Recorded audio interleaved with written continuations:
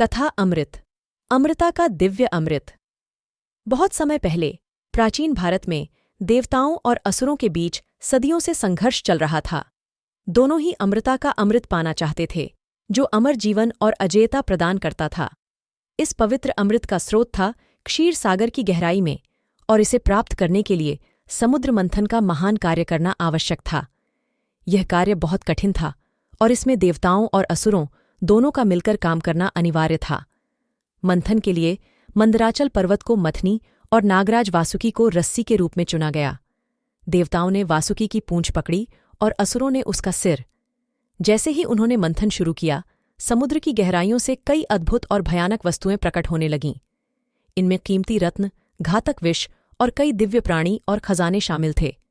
हालांकि यह मंथन खतरों से खाली नहीं था। एक बार हलाहल नामक एक घातक विष निकला, जिसने पूरे सृष्टि को नष्ट करने की धमकी दी। देवताओं और असुरों में निराशा फैल गई। तब भगवान शिव ने उन्हें बचाने के लिए आगे आए। उन्होंने उस विष को पी लिया और उसे अपने गले में धारण कर लिया, जिससे उनका गला नीला हो गया और वे नीलकंठ कहलाए। अनेकों कठिनाइयों के बाद अंततः दीर्घकाल से प्रतीक्षित अमृत प्रकट हुआ।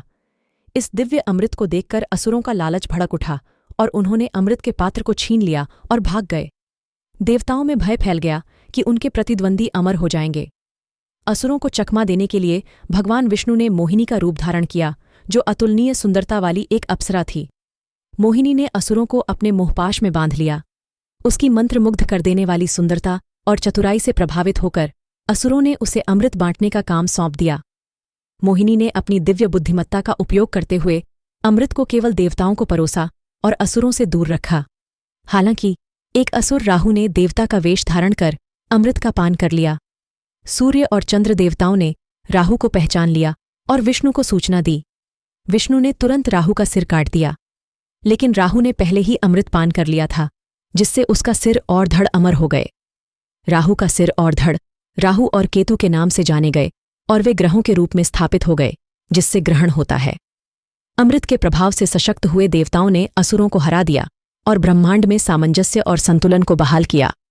समुद्र मंथन ने न केवल अमृता का अमृत प्रदान किया, बल्कि एकता, धैर्य और अच्छाई की अंतिम जीत का महत्व भी उजागर किया।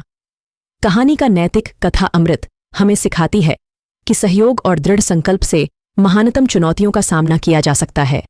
यह निःस्वार्थता, बुद्धिमत्ता और महान उद्देश्यों के लिए त्याग की महत्ता पर भी जोर देती है। यह कहानी हमें याद दिलाती है कि सच्ची अमृता मृत्यु से बचने में नहीं, बल्कि नेक कार्यों और गुणों की स्थायी प्रभाव में निहित है।